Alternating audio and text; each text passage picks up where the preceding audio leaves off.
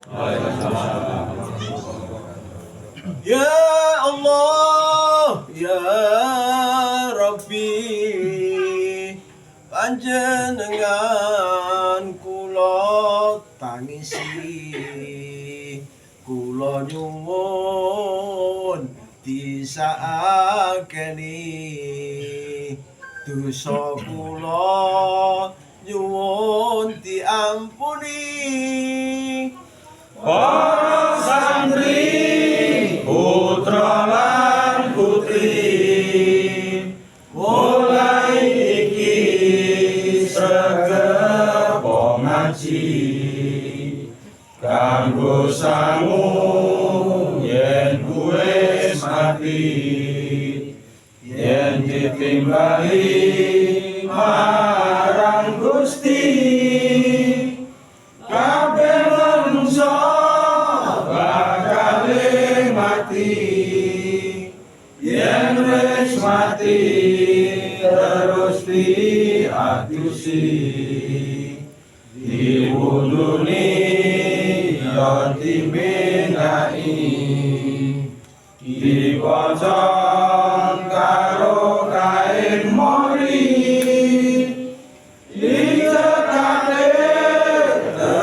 Disolati, dilebokke ning jero cepuri, dikubur ning jero bumi, jero kuburan rasane wedi, sing lawat kabeh padha bali. Ora ono sing gelem ngancani, ora ono sing gelem nunggoni, amale kurang bakale rugi.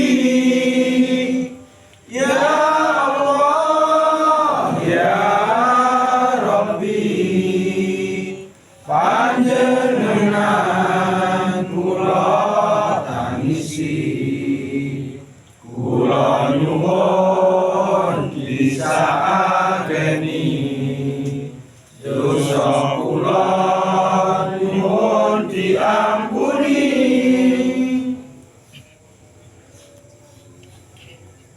Ada yang tanya, apa artinya orang tua puasa di hari kelahiran anak? Di dalam Al-Quran maupun di dalam hadis tidak ditemukan tentang puasa weton anak. Tapi apabila seorang tua melakukan puasa di weton anak, kalau orang Jawa itu maksudnya biasanya budaya, kebiasaan dan lain-lain. Tapi tidak apa-apa. Yang penting kelahiran anaknya bukan kelahiran hari Idul Fitri, Idul Adha yang dilarang puasa, bukan seperti itu. Hari Tasyrik dan lain-lain. Kalau hari-hari yang dilarang puasa seperti Idul Fitri, Idul Adha, hari Tasyrik kan dilarang puasa. Jadi seandainya ada seorang orang tua, istilahnya kalau orang Jawa itu bancai wetone tapi dipasani, itu ya baik, tapi tidak ada hadisnya. Cuman Rasulullah pernah melakukan puasa itu Senin dan Kamis. Waktu ditanya kenapa melakukan puasa Senin Kamis, itu karena pada saat hari Senin dan Kamis itu amal-amalnya diperlihatkan. Makanya Rasulullah melakukan hal tersebut. Rasulullah suka melakukan hal tersebut karena amal-amalnya diperlihatkan hari Senin dan Kamis. Hadis riwayat Tirmidzi. Dan di Al-Baqarah juga disebutkan puasa itu memang baik. Nah itu juga misalkan melakukan puasa-puasa hari-hari biasa atau pertengahan bulan dan lain-lain baik. Tapi tidak ada anjuran yang seperti yang ditanyakan tadi, puasa weton anak. Tapi nggak apa-apa. Yang tujuannya itu puasa kan satu, mungkin untuk supaya biasanya mendoakan keselamatan kepada anak-anaknya. Itu kan kadang orang-orang tua masani weton, istilahnya kalau orang Jawa weton. Kalau di Arab Saudi nggak ada. Zamannya Rasulullah weton itu nggak ada. Weton itu bahasa Jawa. Misalkan Jumat pagi, Senin pon, Selasa Kliwon dan lain-lain itu kan namanya weton. Jadi nggak ada istilahnya bancai weton, nggak ada. Tapi ya nggak apa-apa seandainya melakukan budaya seperti itu, nggak apa-apa. Puasa muasani kelahiran anak, tujuannya hanya untuk mendoakan anak supaya suatu saat ada kesejahteraan, suatu saat ada kesehatan, suatu saat ada keberhasilan. Yang penting doanya yang baik-baik saja. Itu bab masalah puasa. Jadi seandainya seseorang mau memuasani anak wetone nggak apa-apa, atau mungkin anaknya punya hajat masuk, mau mencari pekerjaan, mau berdagang, mau punya usaha dan lain-lain, orang tua mendoakan anaknya, misalkan orang tua itu ibunya mendoakan anaknya sambil puasa, itu juga bagus. Karena di samping ada amalan puasa, pada saat puasa berdoa mendoakan anak itu akan lebih baik daripada tanpa melakukan ritual puasa, walaupun tidak ada anjuran seperti itu di dalam Al-Quran maupun hadisnya, enggak ada. Yang di dalam hadis ya yang diterangkan tadi dalam riwayat hadis riwayat Tirmidzi tadi, hanya Senin dan Kamis itu yang dilakukan Rasulullah karena pada hari-hari itu amalnya diperlihatkan. Makanya Rasulullah melakukan puasa seperti itu karena ingin amalnya diperlihatkan pada saat Rasulullah melakukan puasa. Ada yang bilang Rasulullah kan lahirnya hari Senin. Jadi kadang-kadang ada yang bilang begini, Rasulullah itu puasa hari Senin itu muasani kelahirannya. Bukan masalah muasani kelahirannya. Ya ada yang bilang nek muasani kelahirannya juga betul karena Rasulullah kan lahirnya hari Senin. Tapi kan bukan hari Kamis juga kan? Tapi Rasulullah melakukan Senin dan Kamis. Nah itu jadi ada yang berpendapat Rasulullah itu melakukan puasa pada hari kelahirannya Senin. Ada yang berpendapat seperti itu. Ya betul juga sih, memang Rasulullah kan lahirnya hari Senin. Tapi bukan berarti Rasulullah puasa pada hari kelahirannya. Misalkan kelahirannya tanggal sekian bulan ini. Nah seperti itu, pada saat itu istilahnya orang Jawa weton, setiap 36 hari sekali, setiap satu weton setelah 36 hari, 36 hari sekali kan biasanya munculnya weton kalau orang Jawa, wetone kelahirannya. Apa tidak seperti itu? Karena kelahiran Rasulullah sendiri juga tahun-tahun berikutnya Rasulullah tidak puasa untuk waktu pada saat kelahirannya. Saat kelahirannya misalkan kelahirannya Rasulullah misalkan Senin Pahing, misal khusus Senin Pahing bukan. Ya Rasulullah hanya sering puasanya itu Senin dan Kamis itu karena ada alasan amalnya diperlihatkan pada hari Senin dan Kamis. Terus ada yang tanya lagi masalah kurban. Dulu sudah pernah saya umumkan, bertanya lagi tentang kurban. Kurban itu abdulnya itu yang apa, hewan apa? Semua hewan boleh. Semua hewan boleh. Semua hewan boleh. Hewan-hewan yang diwajibkan untuk kurban. Tapi paling abdul karena contohnya kambing zaman Nabi Ismail dulu kambing, para ulama berpendapat paling baik kambing. Cuman kadang-kadang kan orang nggak makan kambing karena khawatir darah tinggi dan lain-lain, terus ganti kerbau, ganti sapi dan ganti unta dan lain-lain. Tapi bagaimanapun cuma zamannya Rasulullah itu belum kok zamannya Rasulullah, maaf, zamannya Nabi Ismail, zamannya Nabi Ibrahim, zamannya Nabi Ismail itu domba atau kambing. Contohnya seperti itu. Tapi seandainya diganti kerbau, ya bagus. Terus diganti sapi, diganti unta ya nggak apa-apa, nggak masalah. Tuh, sama baiknya. Dan kurban itu satu hewan bisa satu keluarga. Kalau ada yang bilang, kalau sapi untuk 7 orang, kalau kerbau untuk 7 orang, kalau kambing untuk 1 orang, betul juga. Tapi yang paling betul, satu hewan untuk satu keluarga pun boleh. Dulu kan pernah saya kasih tahu, Rasulullah sering-seringnya berkorban itu memotong 2 domba, 2 kambing. 1 atas nama Rasulullah beserta keluarga untuk korban, yang 1 di atas namakan umatnya umatnya Rasulullah yang belum pernah melaksanakan kurban. Jadi semua umatnya Rasulullah itu pernah dikorbani Rasulullah dengan kambing atau domba seperti itu. Jadi kalau bilang ada kiai, ustadz dan lain-lain mau naik sapi, kalau sapi 7, kerbau 7, kalau kambing 1 orang enggak. Jadi misalkan kalian berkorban 1 kambing di atas namakan 1 keluarga. Paham ya? 1 keluarga orang 10 boleh. Orang 5 1 keluarga, jadi motong kambingnya itu di atas namakan 1 keluarga. Jadi enggak misalkan tahun ini aku berkorban atas namaku, tahun berikutnya aku berkorban atas nama istriku, tahun berikutnya atas anakku, atas nama anakku. Itu kalau rezekinya banyak, 1 orang 1 ya lebih bagus. Tapi seandainya 1 orang untuk 1 keluarga tidak apa-apa, karena yang dilakukan Rasulullah seperti itu. Jadi Rasulullah motong kambing itu atas nama pribadi dan keluarga, jadi atas nama Rasulullah dan keluarga. Kambing berikutnya atas nama umat manusia. Seluruh umat manusia kan bukan hanya jutaan, miliaran kan, berarti 1 kambing bisa untuk semuanya.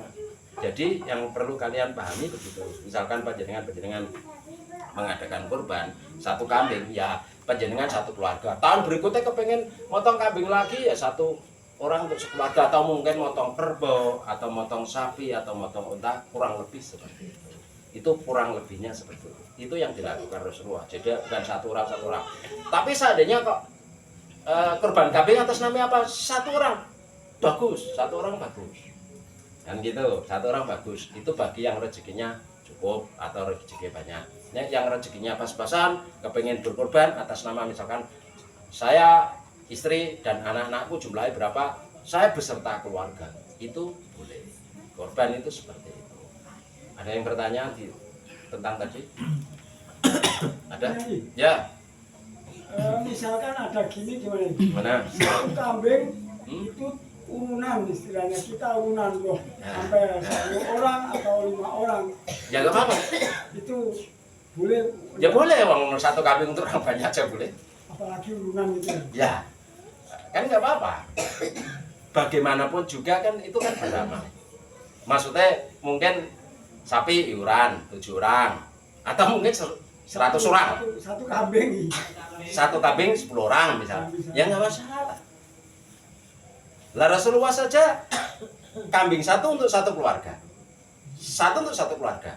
Rasulullah anak istrinya kan banyak. 1 keluarga. 1 kambing lagi untuk umatnya. Itu kelasnya Rasulullah.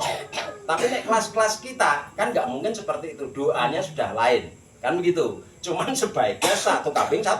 Cuman nek seandainya ngikuti Rasulullah, 1 kambing untuk 1 keluarga gak apa-apa. Seandainya latihan berkorban seperti yang jenengan tanyakan, iuran itu kan latihan berkorban. Anak-anak sekolah biasanya kan iuran berapa nang? Beli kambing 1 dibagi 1 kelas, misalnya 50 orang. Ya enggak apa-apa mau latihan berkorban. Latihan berkorban itu kan latihan beramal. Beramal bagaimanapun itu namanya amal itu ya terbaik. Amal yang terbaik ya begitu. Harus berkorban dibagikan pada orang yang mampu atau dihadiahkan semua orang. Dihadiahkan maksudnya saya katakan diberikan itu kepada orang yang nggak mampu dikasihkan, tapi kalau dihadiahkan kepada orang semua, si A mampu bisa dihadiahi korban. Bedakan ya dihadiahi sama dikasihkan. Yang diamali tadi itu betul-betul orang nggak mampu, jadi korban pertama kali dikasihkan orang nggak mampu.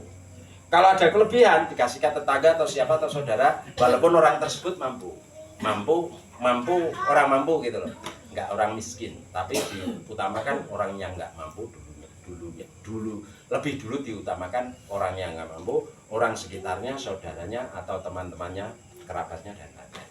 Ada yang tanya lagi? Kalau dibagikan buat yang non muslim, dikasihkan non muslim. Ya nggak apa-apa. Dikasihkan non muslim nggak apa-apa. Cuman ada yang berpendapat kurban dikasih ke muslim. Kan ada, harus muslim semua. Kan itu kurban dikasih ke muslim semua. Terus kalau punya tetangga non muslim bagaimana? Kalau punya mertua non muslim terus bagaimana? Katanya dibelikan. Ya? Katanya Dibelikan. Lah kalau uangnya pas-pasan. tidak tahu. Misalkan begini, mungkin pendapatnya begini. Kalau kurban dikasihkan muslim semua. Terus non muslim dibelikan daging lagi gitu tuh maksudnya. Itu kalau uangnya cukup untuk daging. Kalau adanya itu bagaimana? Kita cari yang terkecil aja. Adanya itu. Terus bagaimana? Apakah tidak dikasih? Misalkan ada tetangga 5. A, B, C, D, E. A, B dikasih. C tidak. Terus D dikasih, E dikasih. Melewati tetangga lainnya. Terus bagaimana perasaannya seseorang yang non muslim tadi? Dia kan manusia. Hewan pun tetap kita hormati. Hewan. Muslim menyayangi hewan. Hewan pun diajari disayangi. Apalagi manusia. Hewan aja itu loh. Disakiti tidak boleh. Dilukai tidak boleh. Apalagi melukai manusia. Masalah pedoman dia itu agamanya non muslim dan lain-lain urusan mereka sendiri. Masalah beramal yang tahu juga Gusti Allah. Kita beramal dengan tujuan bagaimana? Alternatif tujuan dakwah. Bisa saja. Ya kan? Contoh zaman Nabi Ibrahim dulu waktu dapat dapat petunjuk dari Allah bahwa untuk memotong Ismail terus diganti domba. Domba tersebut dipotong, apakah dikasihkan orang muslim semua? Kan enggak. Domba tersebut dipotong dikasih ke siapa? Zamannya Nabi Ibrahim apa banyak orang muslim? Kan enggak. Itu contohnya. Patokanku itu. Zaman Nabi Ibrahim dulu kan motong hewan kurban. Terus dikasih ke siapa? Tetangga-tangganya Nabi Ibrahim apakah muslim semua? Enggak. Kan begitu kurang lebihnya. Memang ada pendapat seperti itu ada. Kurban dikasihkan khusus orang muslim. Kalau tetanggamu non muslim, misalkan saya kiri kanan ini muslim semua, delalah mampu semua atau mungkin pas-pasan. Ada non muslim tidak mampu, apa kita biarkan? Tetap kita kasih. Niatnya satu, beramal dan untuk berdakwah bahwa orang Islam, orang muslim itu bukan medit, bukan pailit, bukan paidin. Jadi bahkan orang Islam itu suka berbagi, kan begitu, suka berbagi. Jadi yang dikasih siapa? Yang dikasih berbagi ya muslim apa non muslim, siapapun sama saja. Misalkan saya punya tetangga banyak, campur hidup di perumahan dan lain-lain. Ini ku kasih, ini enggak, ini ku kasih, ini enggak. Kalau saya pilih seperti itu, perasaannya bagaimana? Kalau kita satu kaum muslim semua enak. Kalau campur-campur, kita yang enggak dikasih itu perasaannya bagaimana? Apalagi yang dikasih tadi orang enggak mampu. Niatnya satu aja. Masalah kurban itu. Niatnya itu seandainya pendapatnya harus dikasihkan orang muslim. Niatnya satu, untuk berdakwah. Untuk berdakwah bahwa contoh orang Islam itu mengadakan kurban. Masalah diterima Allah atau tidak kurban kita itu urusannya Gusti Allah. Yang penting diniati untuk sedekah. Ada yang tanya lagi? Kalau yang berkorban non muslim, Ya? yang berkorban non muslim. Loh, kan nggak ada orang loh bukan ada itu nyumbang. Bukan masalah orang berkorban, banyak orang non muslim memberi sumbangan. Kan yang namanya korban itu kan mesti orang muslim. Nah, di non muslim itu mesti nyumbang mungkin. Bukan masa nyumbang hewan korban. Bisa saja nyumbang hewan korban. Kan begitu. Semua pemberian kan halal. Walaupun penjenengan dikasih siapa saja diterima. Kan begitu. Orang non muslim kok berkorban, kan nggak ada anjuran orang non muslim berkorban. Paling-paling orang non muslim mengadakan seperti bancaan atau apa, atau mungkin pada saat itu orang non muslim punya uang berlebih, punya rezeki lebih, terus dia membantu ikut berkorban lah, membantu lah, kasih kambing itu tolong. Nah, kan nggak apa-apa, namanya orang bertetangga hidup berdampingan itu campur agamanya, dikasih diterima saja, halal juga. Ada yang tanya lagi? Ada yang tanya? Seperti di pura itu, perkataan cetakan itu, setiap hari korban itu dia mengeluarkan beberapa kambing, misalnya 10 atau berapa, nanti terus disebarkan ke kanan kiri. Nah ya itu kan namanya dia memberi kepada orang muslim kan gitu. Yang Perusahaan itu mungkin milik non muslim, ya betul. memberi non muslim nggak apa-apa, diterima saja. Ya biasanya seperti itu. Seandainya ada yang bilang, oh kalau pemberian non muslim jangan diterima, ya kalian yang kerja di perusahaan non muslim yang dikasih THR jangan kau terima dong. Kamu kasih THR, aku enggak. Ada yang mau seperti itu, nggak mau kasih ke saya. Nggak mau protes soalnya. Kalian rata-rata kan perekonomian kan dipegang-pegang campur, ada yang muslim, ada yang non muslim, perusahaan-perusahaan besar. Misalkan kalian dapat THR nggak mau, misalkan nggak mau ya kasih ke saya.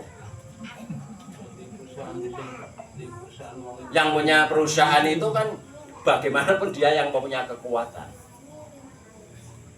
Karena bagaimanapun yang punya perusahaan pasti punya kekuatan. Maksudnya punya ekonominya kuat dan punya power, kan begitu. Iya, kalau diberi non muslim nggak mau, kalian yang kerja di non muslim nggak bisa kerja semua. Jadi pengangguran yang bagi kecuali yang PNS atau yang berdagang atau kerja di perusahaan muslim. Nah perusahaan yang non muslim kalian misalkan diberi ditolak, digaji pun kalian mungkin ya ditolak, atau mungkin nggak dikasih premi, kasih hadiah, nggak mau mau dikasih non muslim nggak bisa, terserah, nggak mau ya nggak apa-apa, asal kasih ke sini aja untuk lebih berguna. Ada yang tanya lagi? Ada pertanyaan lain? Cukup? Sudah cukup ya? Assalamualaikum warahmatullahi wabarakatuh.